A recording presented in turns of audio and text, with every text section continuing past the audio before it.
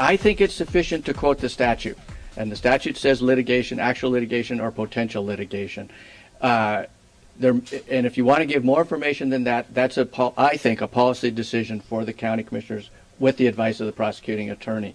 Some jurisdictions may do it that way, and I certainly have no objection to it, but I don't think it's required under the Act. But I would defer to the prosecuting attorney for his opinion, his or her opinion on that. That you would need to notify the officer, not the public generally, but the officer. There's been a complaint against you on this grounds. Now, there's a couple things, I think, at the end here. There's a couple types of proceedings that are exempted entirely from the Open Public Meetings Act. The biggest one probably is collective bargaining. When you're doing issues relating to collective bargaining, strategy for collective bargaining, union negotiations, or the discussions themselves, those can be done. Well, actually, it's not even executive session. It's exempted out of the Open Public Meetings Act. Any final approval of the contract will be done at an open meeting, but all the bargaining negotiations and discussions can be done outside an open meeting process. And if you think about it, I think this makes sense because it is a negotiation. There's going to be two sides to this. If you have to disclose your position and all your discussion publicly and they don't, it puts the public officials at a disadvantage. So I think that's just an attempt to make a level playing field for those kind of decisions. And the other one would be quasi-judicial proceedings, where you have a quasi-judicial issue that's been presented to you. The decision, again, has to be made in open meeting, but the discussion about it could be done in executive session. And those, again, are exempted out of the Open Public Meetings Act. I think under the Open Public Meetings Act, the discussion itself could be done in an executive session. Then you come out and have to do a vote in the open meeting. But the discussion on a quasi-judicial matter could be done in executive session. So that's right. That would be an example of where you could have done that. Now, lastly, if you do violate this, the main sanction is that anything that's done at an improper meeting is void. It's like it didn't happen. Any action that ordinance, resolution, or order that is done at an improper meeting is void. It will have to be redone again at a public meeting with the public present. Potentially, there is a sanction that says a member of a governing body who knowingly participates in an illegal meeting could be subject to a $100 fine. And if a suit is brought against a public agency and the citizen prevails, or whoever brings the suit prevails, then the judge may award costs and attorney's fees to the citizens who prevails for enforcing the Open Public Meetings Act. So that's my presentation. If there's any other questions, I'd be glad to. Yeah, under the Open Meetings Act, that's right. There isn't any particular requirement for notice on regular meetings. The meeting itself has been noticed. The public does know that you'll be meeting at a certain time and place every week or whatever it is. And then the specifics of how you let them know about the agenda really is a decision, policy decision, not a legal decision under the Open Meetings Act. It's at the discretion of the governing body whether to have a public comment period. There could be some meetings where you would do that and some meetings that you wouldn't do that. That depends on your own rules of procedure. And then the same point about if you do allow public comment, it is up to you how long you want to allow individual citizens to speak. And that depends somewhat on, again, your either formal rules of procedure or what you decide as a body to do and the chair decides. Again, those are issues that really aren't covered. Those are just they're not covered by the Open Meetings Act. So that is discretionary. And that's what this was. This is not an attempt to say that you may not want to go beyond this or, open this up for comment. That's certainly beneficial in a lot of cases.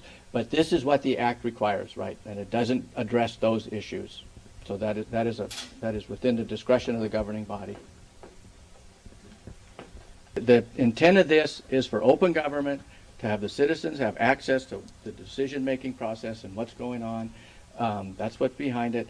And that's what we're talking about. He's talking about people approaching him outside meetings and stuff. I agree. When in doubt, generally, open it up. I think that is a safe rule to follow. But it also doesn't mean, of course, there are situations where you don't have to do it, and there may be reasons why you wouldn't. But the presumption is, or the purpose of the law is for open government, and it's to be broadly interpreted. That's exactly right.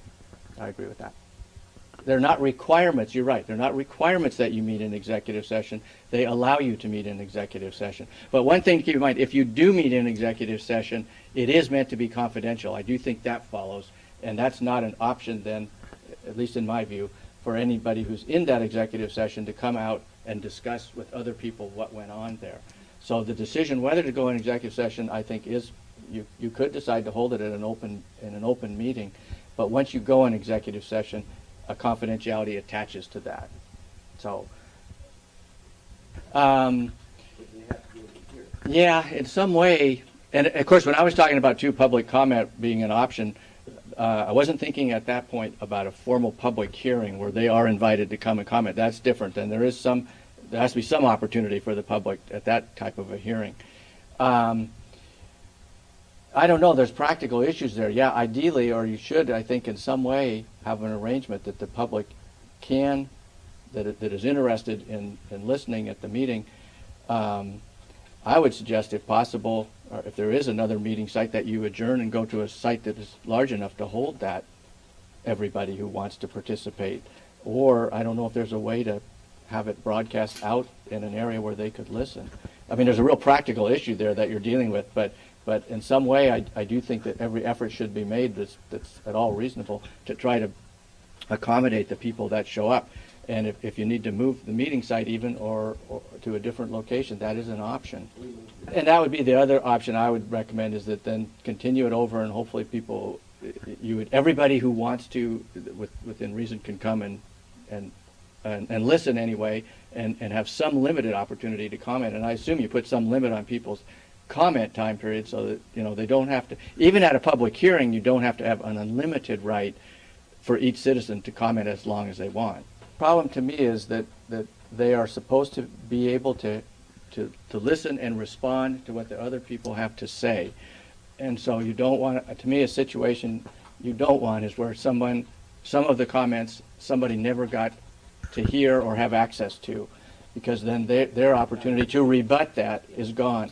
So in some way you need to come up with a system where everyone knows what was presented at that hearing, and they can rebut with their own evidence. Gone for 3 hours or something, I think you could say additional comments will be accepted in writing. This is how to do it, this is the procedure, and then make those available and open. I think that would work. I think you could do that.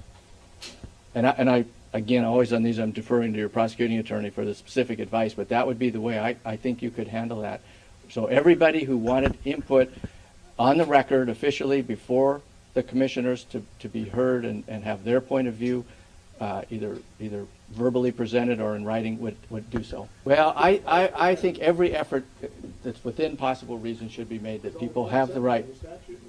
Yeah. Well, that's right. You can't have a disruptive meeting, but you do have to have, I think, in some way, an opportunity to get people who want to be at the meeting in attendance. I do think that what has to happen is there has to be a good faith on the part of the governing body that the people, I don't argue that I think there is, from the comments I've heard, that the people are allowed to attend, and most of the time I think this is probably never an issue.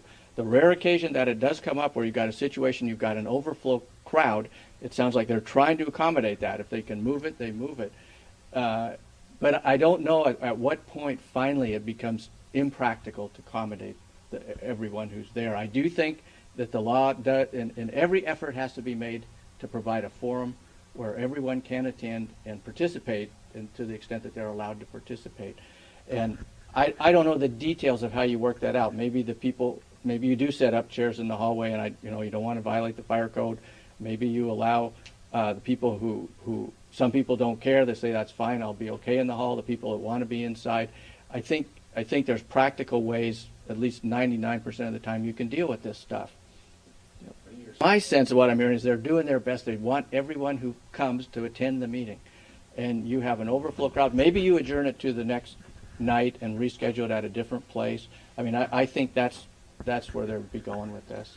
The public is anybody who arrives to go to attend the meeting. It's not limited to citizens of the jurisdiction that is holding the meeting.